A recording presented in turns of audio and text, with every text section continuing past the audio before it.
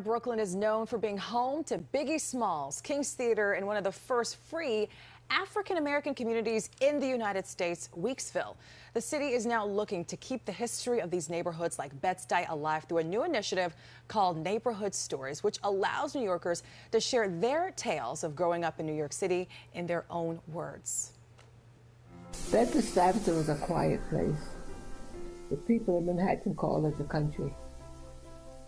Primarily black folk who come from a history of oppression and marginalization and greatness.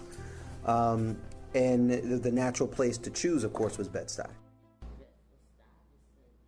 Your story is New York Story, and here to tell us more about how we can all get involved in this is Latonya Jones from the New York City Archives. She's joined by Mike Cetta, a lifelong Brooklyn resident, and Arthur Aviles, the founder of the Bronx Academy of Arts and Dance. So good morning to all of you. Thank you for being here this morning. Well, thank you for having us. Yes, this is very exciting stuff here and fascinating, right? So, Latonya, I want to begin with you here because there are just millions of stories in this city. What exactly is Neighborhood Stories hoping to accomplish through this initiative? How are you doing it? So, Neighborhood Stories was started about 2 years ago by the Department of Records. We're a small agency with a huge mission of preserving the city's history. Primarily that means collections from the mayors, collections from other agencies of historical documents. But a few years ago, we decided that we wanted to connect with communities and make sure that their voices were heard and being preserved alongside that of our mayoral collections or any other collection in the municipal archives. And so we launched a project in Bed-Stuy, Brooklyn, with a few partners who really understand the value of their neighbors and voices. And it's been a really great project. We've been slowly expanding over the past few years, and now we are City One. And it is so important. Mike, let's talk to you because you are a Brooklyn resident. How did you hear about Neighborhood Stories, and what led you to want to be a part of it? Well, I read about it. Okay, you're talking to me, yeah? No, Mike. Is that right? Mike? I'm not hearing something. Yeah. Hello. Hello. Did you hear that question? Okay. Yeah, I read about it in a story about it in the Daily News, and I thought it was a great idea because oral histories have been part of how knowledge has been passed down for most of history. And I thought, it's a great idea because this is the Department of Records, so to have real life to it.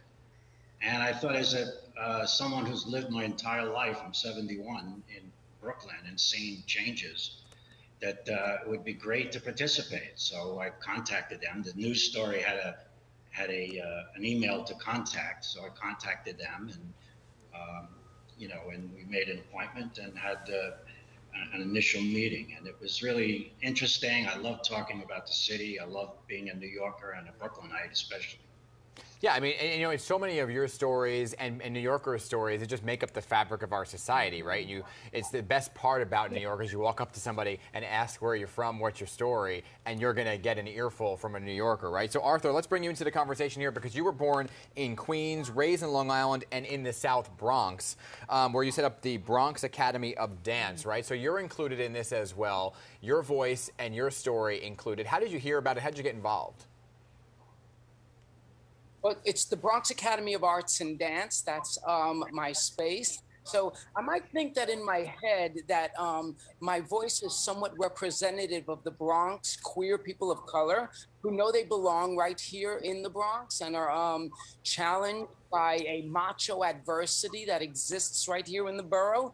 And I hope that my story adds to the complexity of lives that are lived here. You know, the reason the acronym is bad is to take a negative and turn it around. And I think that is a Bronx aesthetic. That is what the Bronx is all about. And Latonya, so far, I'm curious, how many of these amazing stories have you collected from New Yorkers so far? Okay, so in 3 seasons, we've collected about 90 stories.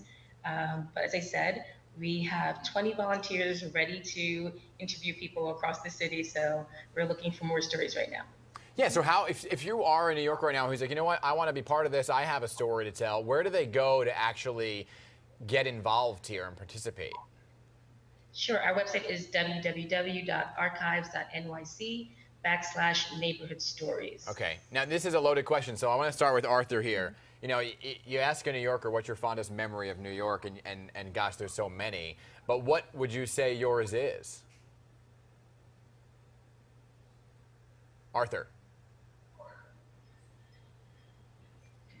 I don't know if you can hear me. That's okay. I'm not hearing. Oh, that's okay. That's okay. We'll head over to Mike with that one. So, Mike, what's your favorite memory of being in New York?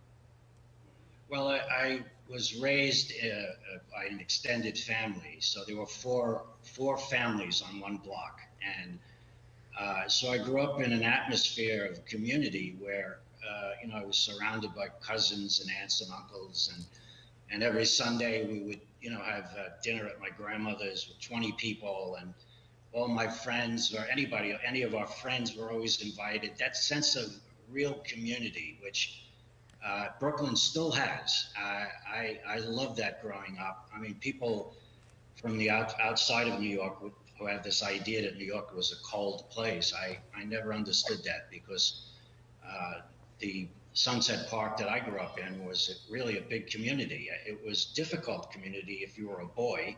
You had to be able to carry your own verbally and physically. But other than that, it was a wonderful community.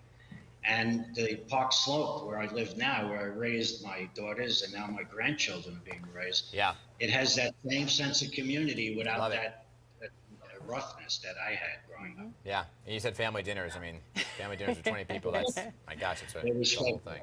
It's a whole thing. Latonya, Mike, and Arthur, thank you so much.